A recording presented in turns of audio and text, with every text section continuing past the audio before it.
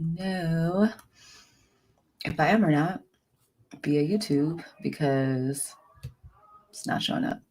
So I don't know what to do. Computer issues really, really suck, you guys. Like, for reals. I'm gonna say I'm not even on my like clear camera. This will clear it up for you guys. Let's see. So I'm on my YouTube channel right now through my phone. And then it's like, how would I know if someone is live, right? I'm not even on my like clear camera. Oh, it's working for you guys. Let's see.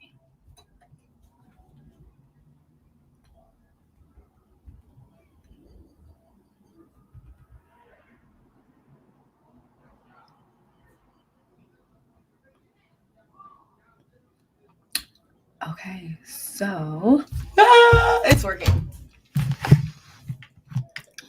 Is it sad? Okay, I literally was supposed to be live a whole hour ago and it just was not working. So let's see. I'm trying to see if it's even capturing the right camera. Oh, it's not. Okay. Boom. Much better, right? OMG. Okay.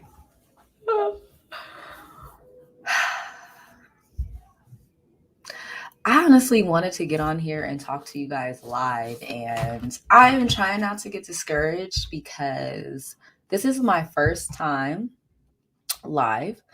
And I'm like, okay, why am I experiencing all of these crazy issues? But you know what? We're good. Okay, it's working. Just got confirmation. Okay, guys. So, welcome to Fit Happens, episode 101. And just let me make sure that the right mic is being used as well. So, got the correct camera, got the correct mic. Boom. And we are ready. So, welcome to Fit Happens, episode 101, the intro. Fit Happens is a live podcast where fitness meets lifestyle. Ish happens in life, but being fit is something that you can control. Like, ish happens in life that we really can't control, but being fit just isn't one of them. So, I'm your host, Rakita, also known as Unapologetic Rakita. And on this show, I pledge to bring to you, the real, you guys. And I'm looking down at my notes and getting a phone call. I definitely should put this stuff on silent. Okay. So, this, you know what? I'm not even going to count this as episode 101 because I just feel like I've been messing up so much and I want to do it over again. And I know like this is the anxiety that I have to get through as a new content creator. And so I am still going to post this episode live, but what this episode was going to be about was my weight loss journey. And you know what? I think what I can do is still post this live episode. And what I'll do is, and I keep saying what I'll do is I'll edit the video. I have had 2 margaritas. So welcome. It is Thanksgiving. And so I'm treating myself to a margarita or 2. Yeah, so I just feel like this podcast is going to be something really, really dope. And I'm so glad. Shout out to the 11 subscribers that I have in two watch hours. I am manifesting 1,000 subscribers and what is it, 4,000 watch hours so that, I can be out here popping on YouTube. Okay. So I decided to come up with this podcast. I am a fitness trainer, and I think that it's just so important to share information with you guys. Information is key to just life in general. And so Fit Happens is a podcast where lifestyle meets fitness. It happens in life that we really can't control, but being fit just isn't one of them. I know that a lot of you guys struggle with trying to incorporate fitness into your lifestyle, and I know that it's difficult. And so, what this podcast is really going to be about is talking about nutrition to help support exercise. I will be talking about overcoming different plateaus, debunking health myths. I'll be sharing with you guys different tips and tricks on just weight loss in general, injury prevention, recovery techniques, exercise fads, and diets to avoid. So it's gonna be some really good topics. Whew. I can't believe that I decided to do this. Going live is not something that I don't know. It's not something that I've considered before in the past. I am a pre-recorded person because I feel like I'm awkward. I feel like I make so many mistakes, but going live really forces me to be super prepared for this. I mean, since I have you guys on here, I guess I should just continue to go on with the episode. I'm going to look back at this probably like 25 episodes later, like, what the heck was I doing? But all right, so I am Rakita. I am fondly known as Unapologetically Rakita across all of my platforms. You can follow me here on YouTube, you can follow me on Instagram, and follow me on TikTok. And as your host, I pledge to bring to you the real as you navigate incorporating fitness into your forever changing and evolving lifestyles. So I'm going to be looking at my notes because I don't want to miss anything, but I'm going to talk to you guys about my weight loss journey. So, all my life, I've been athletic. And when I say all my life I've been athletic, a lot of people actually say that, but I really have. I've played several sports. I was a gymnast, I was a cheerleader, I did track. I also was like your typical tomboy growing up. Like, I don't know, shout out to all the 80s babies. You know who you are. I was one of the kids that, as soon as the sun was up, I'd be outside and you wouldn't see me until sunset. I definitely was one of those kids where like my dad would be like, be home before the street lights come on. And to be honest, I number one, during daylight savings time, the street lights would come on way late, 8 or 9 o'clock, because of the sun setting later. And so my dad got fed up with me coming home super late and gave me a watch. And so what I would do was I would reset my watch. I'm not even gonna cap with you guys. I was I was a heathen, and I have a 4-year old, so we'll see how that goes. But yeah, so I was your typical tomboy. I would reset my watch to stay out later. I rollerbladed, skated, did like street hockey, okay, would climb trees. That was me. So, yes, all my life I've been athletic. I started doing ballet at the age of 6. To being a part of track and field in middle school. I was in a traveling team. I was pretty good at the long jump. I was super good at the short, like 100-meter races. I also did a couple of relay races, the 4-leg relay, which was pretty dope. So I really enjoyed track. I was on the cheer squad. I actually won toe touch queen in cheer camp amongst all the other schools. I was number one. Your girl was out here jumping in the air, touching them toes. Okay. Um, in addition to that, in high school, I actually landed a job at a gymnastics center, and so I would coach kids. I coached little gymnasts. And so, man, like, it's really crazy how I go back and look at my history and where I am today. And so, you know, after having my part-time job as a gymnast and being a cheerleader in high school, I decided to try out for the cheer squad in college. Um I'm not even gonna shout out my school right now, but I want you guys to continue watching. I guess I can shout out my school. It's not weird. This is, I guess, a live stream, but I went to Cal State Northridge, and I guess I was hesitant to shout it out because I definitely made the cheer squad my freshman year, and it's so funny because I probably stayed on the squad for about 1 month. I was super uncomfortable. I was like, it was two, like the token black girl. It was two of us, you know what I mean? And it just was a super uncomfortable experience for me. I grew up in the Bay Area, and so the Bay Area is super diverse: blacks, whites, Filipinos, Samoans, Asians, Indians, all the above. And I will say, My parents did a really good job of keeping me in a diverse setting.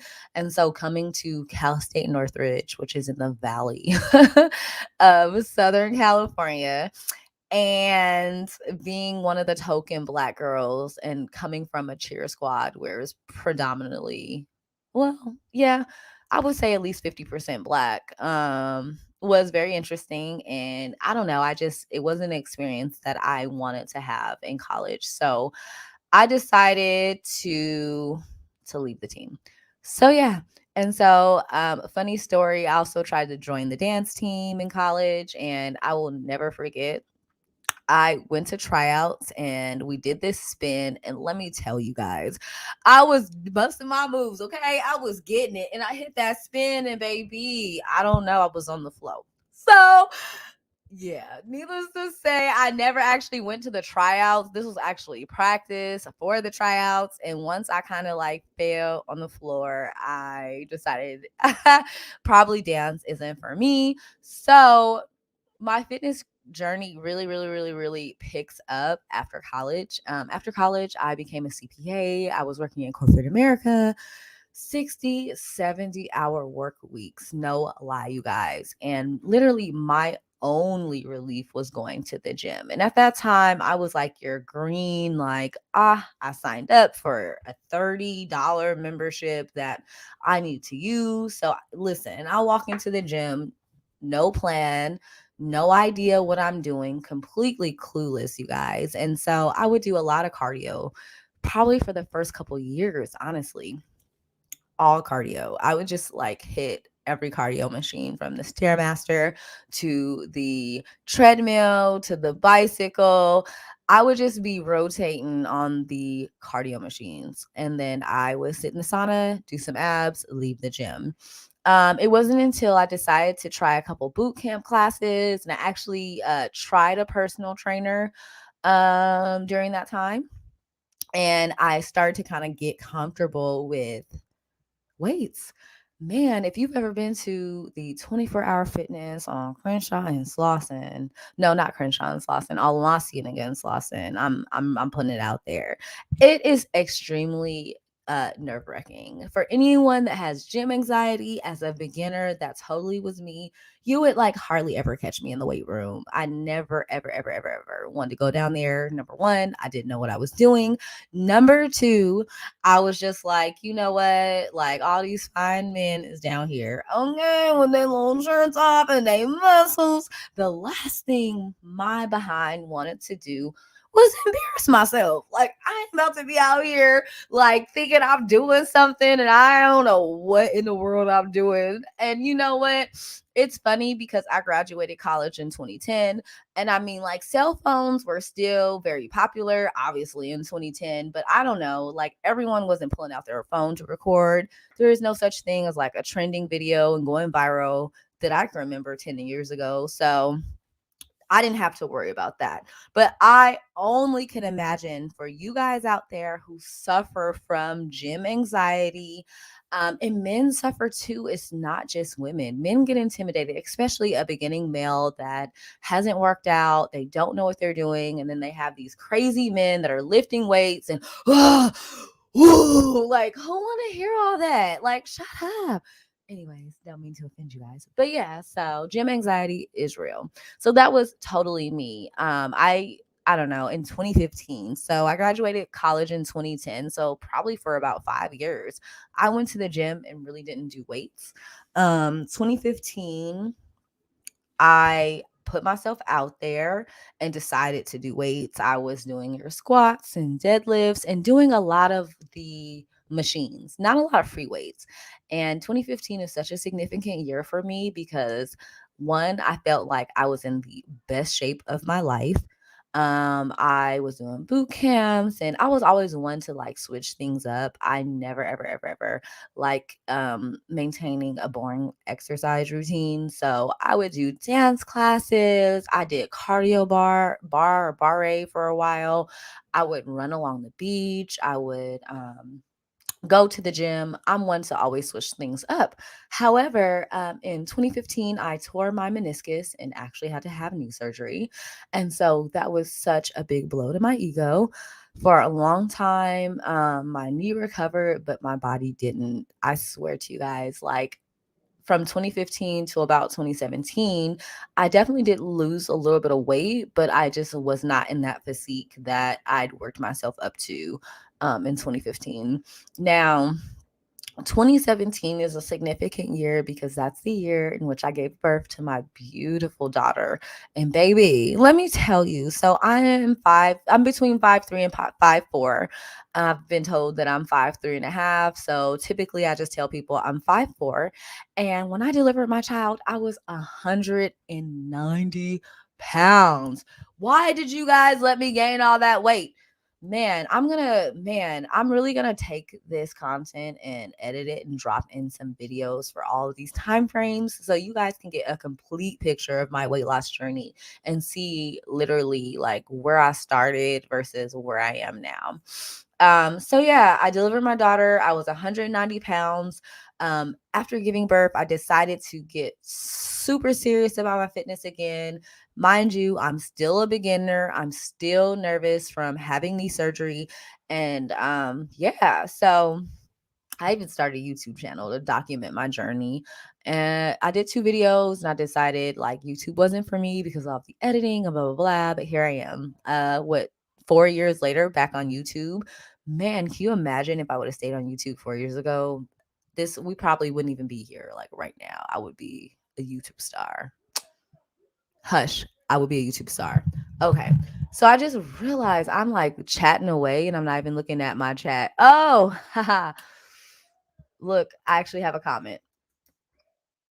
Boom.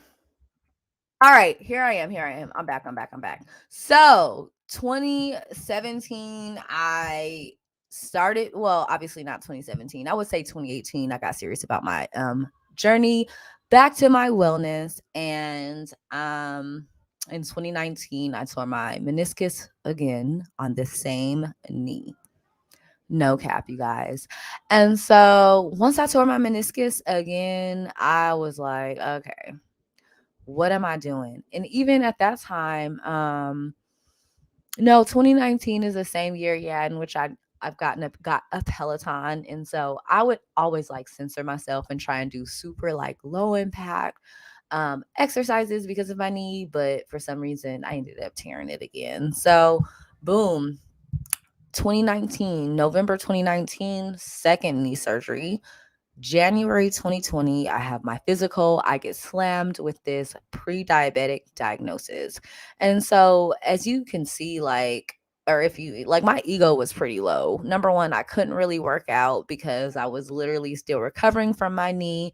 My doctor, because it was a second knee surgery, really wanted me to take my time and jumping back in.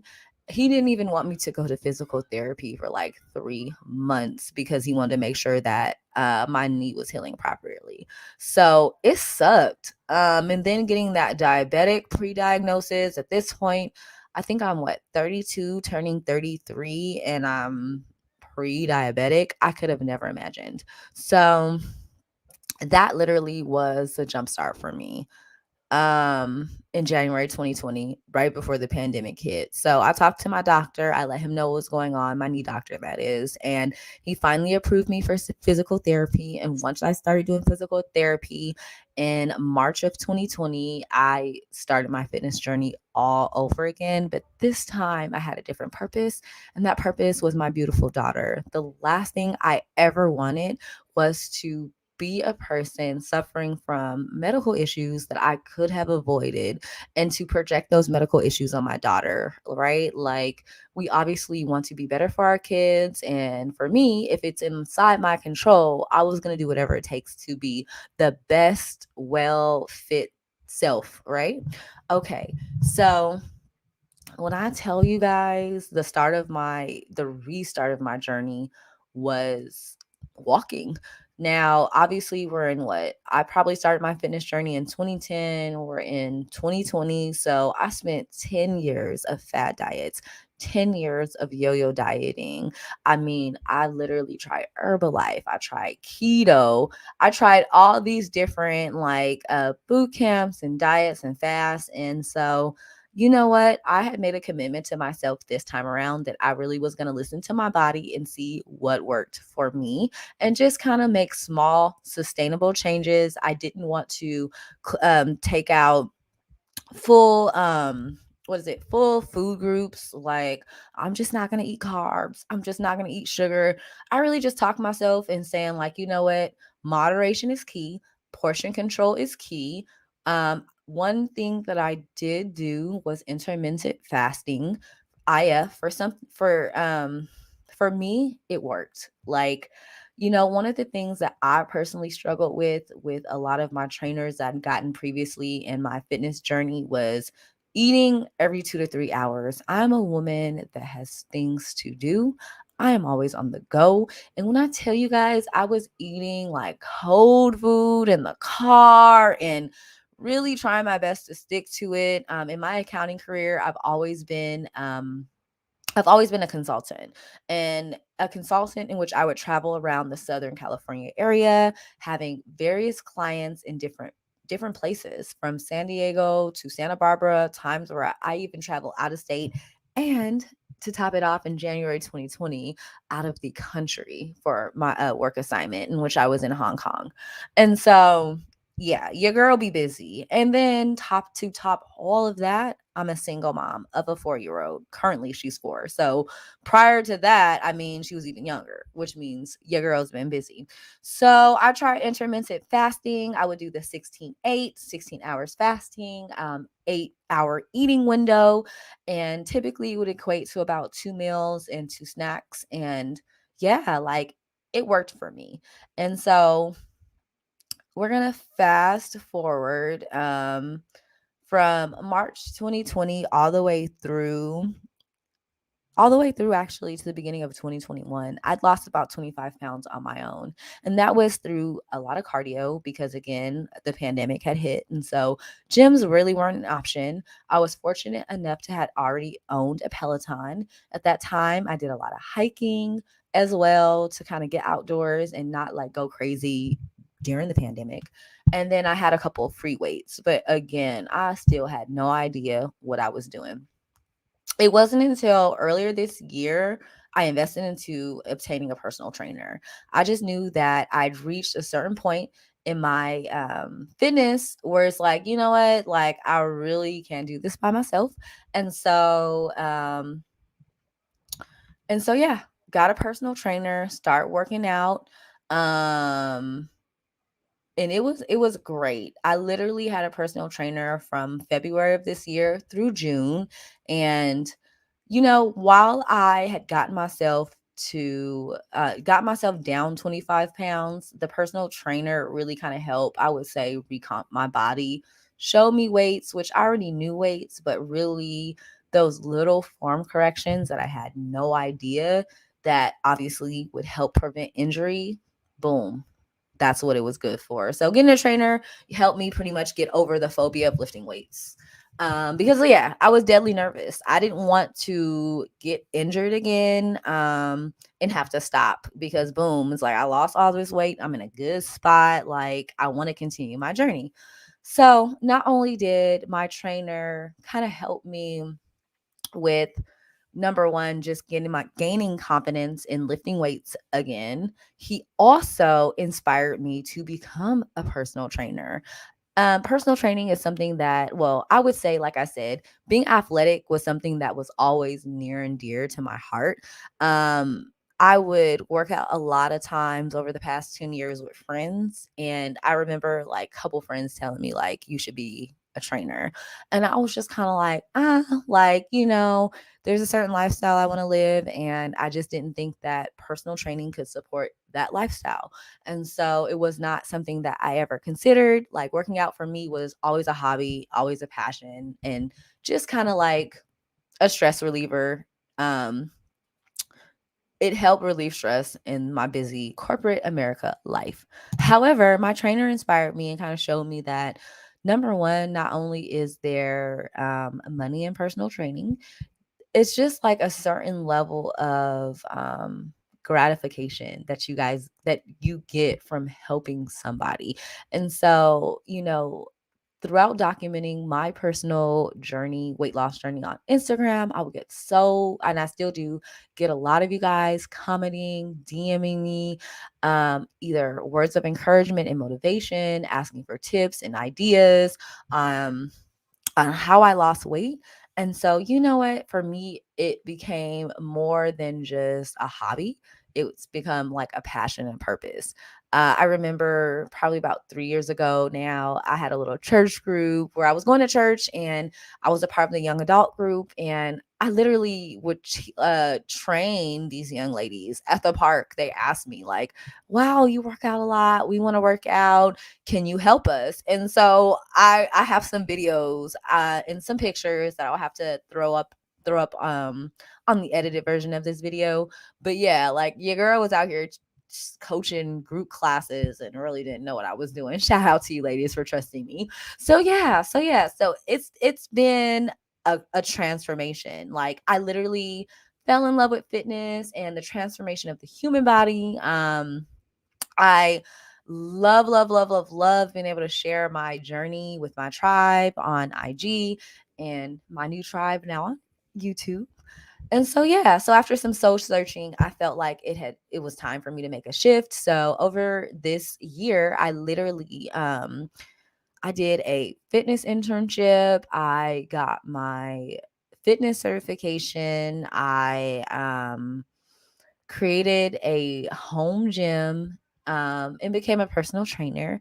Now I get to motivate and inspire all of you guys. And so, yeah, this is Fit Happens, the live podcast. And I just want to really thank you guys for watching and listening to my fitness journey and, yeah, how I've literally gotten from this clueless girl from college who had no idea about working out to boom, being a personal fitness trainer and literally impacting hundreds of lives already. So, with this podcast, I'm going to bring to you guys the heat. It will be every Thursday. And if you haven't done so already, please like, comment, and subscribe. I want you guys to know when I'm going live, which it will be Thursdays at noon. But I want you guys to be especially notified from YouTube. And I'll do a good job of scheduling everything. So if you subscribe and turn on your post notifications, then you'll know when I'm live. So yeah, if you've hung around this long, it's 30 minutes in. I thank you so much for watching.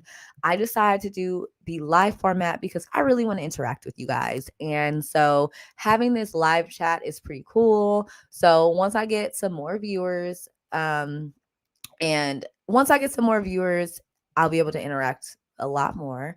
I'll be able to answer your questions, comments, blah, blah, blah. So, anyways, thank you guys for watching and tuning in. I'm so glad that I decided to stick with it because I was ready to cancel this episode. I am not gonna lie. Like, I had been trying to get on YouTube live for an hour. I'm actually streaming through a third-party app. Shout out to StreamYard for coming through because I'm going to just say shout out to StreamYard for coming through because the other platform just was not working. So, yeah, I don't know. Maybe I can get a sponsor. Hey, anyways, happy Thanksgiving, guys. Enjoy your turkey. And then, boom, get your workout in tomorrow because I know I will be. Ciao for now.